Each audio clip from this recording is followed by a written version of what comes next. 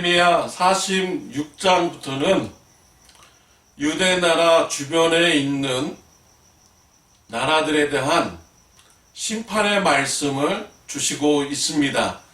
46장에서는 애굽을 하나님께서 심판하신다고 하셨습니다. 애굽이 심판을 받는 이유는 46장 10절에 나오고 있습니다. 하나님의 원수이기 때문에 심판하신다라고 하셨습니다. 애굽은 오랜 시간을 거쳐서 이스라엘 백성들을 괴롭혔습니다. 이런 것이 하나님의 원수가 된 것이지요. 하나님께서는 원수를 갚는다라고 하셨습니다. 오늘 본문 47장에서는 두 번째로 블레셋에 대한 심판의 말씀을 주시고 있습니다. 오늘 본문에서는 블레셋을 왜 심판하는지는 밝히지 않고 있습니다. 그러나 성경의 여러 부분을 보면은 블레셋이 왜 심판을 받는지 알 수가 있습니다. 46장에 보면 애굽이 심판받는 것은 하나님의 원수이기 때문이다 라고 했어요. 47장에서도 언급을 하지 않는 것을 보면 그 이유가 동일한 것을 말해주고 있는 것입니다. 블레셋이 하나님의 원수이기 때문에 심판받는 것입니다.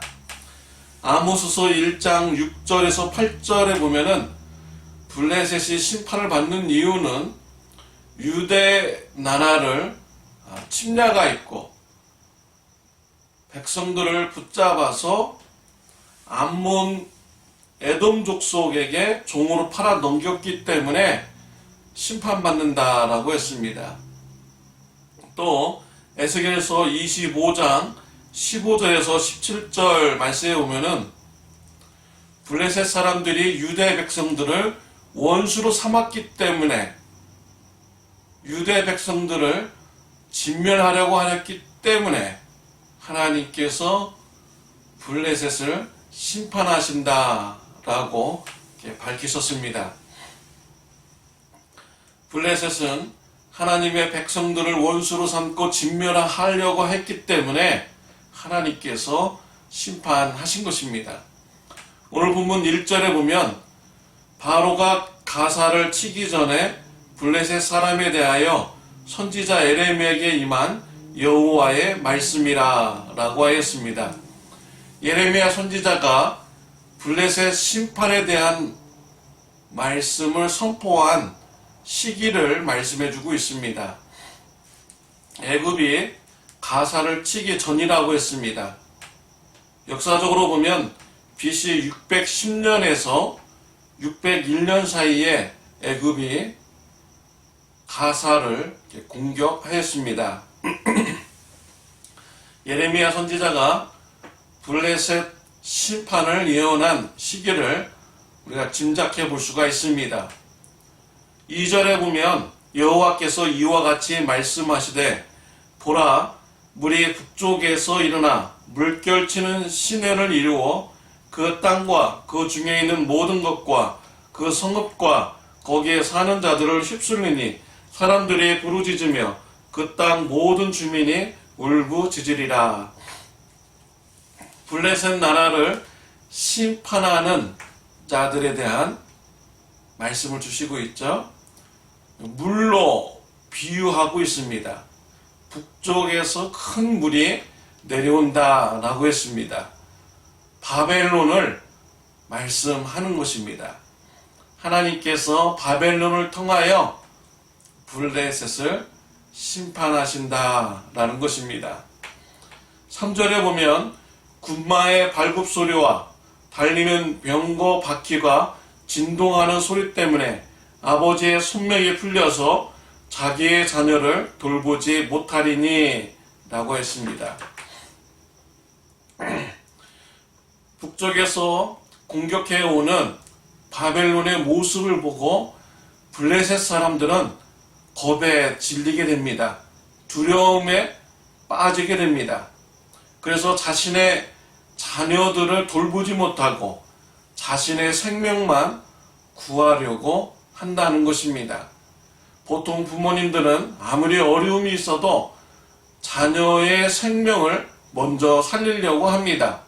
짐승들도 그렇게 합니다. 그런데 두려움이 너무나도 커서 자식도 돌보지 못하는 이런 정신이 되는 것입니다. 그래서 자기 자신의 목숨만 구하려는 이런 큰 어려움을 당하게 된다라는 것이죠. 4절에 보면 두루와 시돈에서부터 오는 도와주는 자들을 다 하나님께서 끊어보신다라고 했습니다.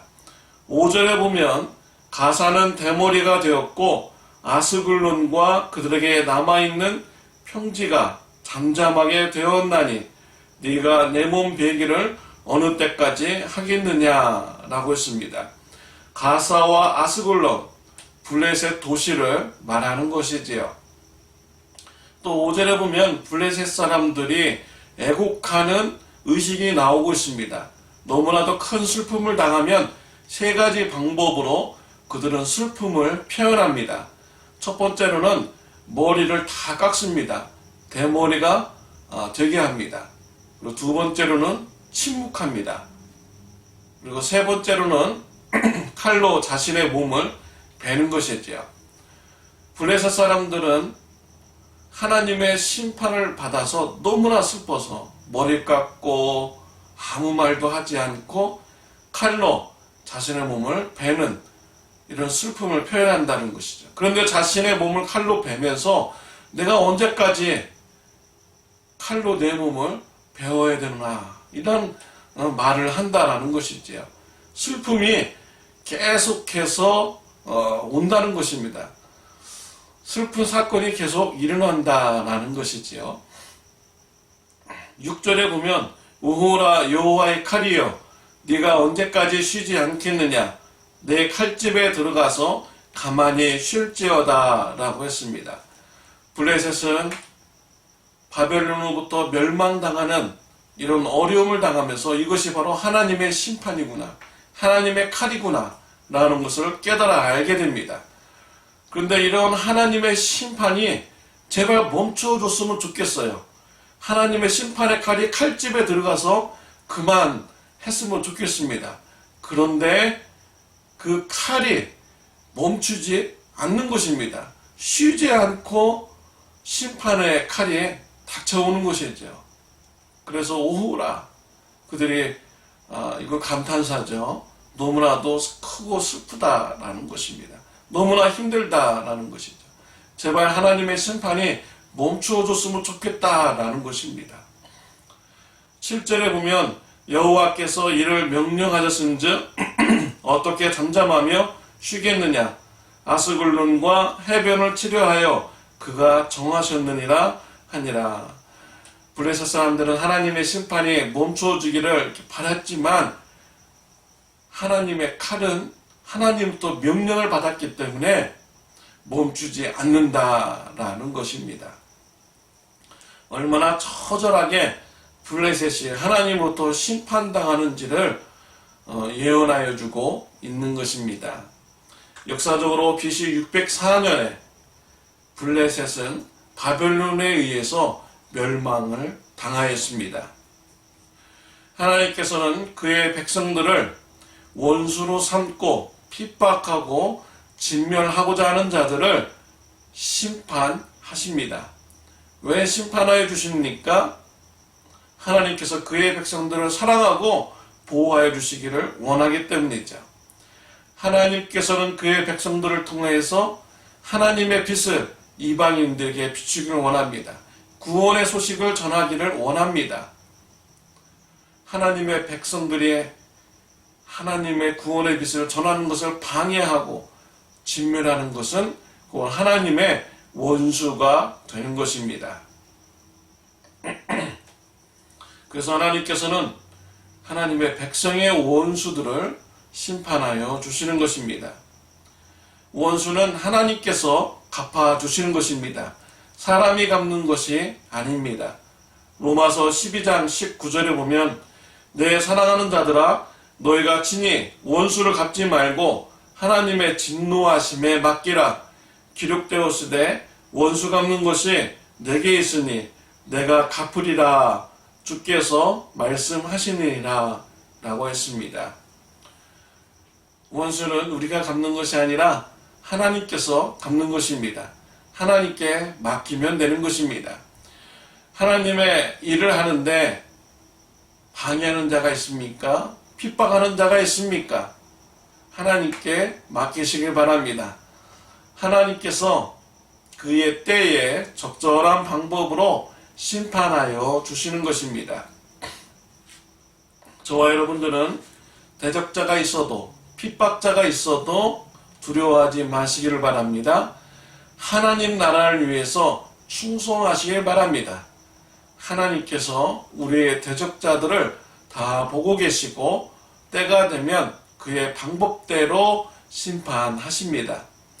예수님께서는 하나님의 구원을 그 사역을 잘 감당하였습니다. 십자가에서 저와 여러분의 죄를 지시고 대신 형벌 받으셨습니다. 유대의 종교 지도자들은 예수님을 원수로 삼았습니다. 예수님을 십자가에 못 박아 죽였습니다. 그러나 예수님은 십자가에서 원수들을 향하여서 하나님께 기도했습니다. 저들의 죄를 용서하여 주옵소서. 예수님은 대적자들 때문에 하나님의 구원 사역을 멈추지 않으셨습니다. 포기하지 않으셨습니다. 용감하게 십자가에서 구원 사역에 순종하셨습니다. 죽으셨습니다. 하나님께서 예수님을 다시 살리셨습니다. 하늘로 승천시키셨습니다. 왕 중의 왕으로 세우셨습니다. 하나님께서 때가 되자 예수님을 십자가에 죽였던 유대의 백성들을 심판하여 주십니다. 예루살렘을 완전히 멸망을 시켰고 유대인들을 세계 여러 나라로 2000년 동안 흩어져서 살게 하는 이런 심판을 주신 것입니다. 대적자가 있어도 두려워하지 마시길 바랍니다. 하나님의 구원 사역을 포기하지 마시길 바랍니다. 대적자를 하나님께 맡기시길 바랍니다. 하나님께서 다 보고 계십니다. 우리는 예수님을 본받아서 용감하게 하나님의 구원의 소식을 전하는 신앙인이 되어야겠습니다. 핍박자가 있어도 예수님을 닮아 예수님의 복음을 전하는 저와 여러분들이 되시기를 바랍니다. 기도하시겠습니다. 하나님 아버지 감사합니다. 우리를 사랑하여 주시고 하나님의 구원사역 감당하는데 회방하고 방해하고 또 우리를 원수 삼는 자들을 다 지켜봐 주시니 감사합니다. 우리는 하나님만 바라보며 대적자가 있을지라도 우리 예수님을 닮아 용감하게 구원사역을 잘 감당하는 하나님의 백성들 되게 하여 주옵소서. 예수님의 이름으로 기도드렸습니다. 아멘.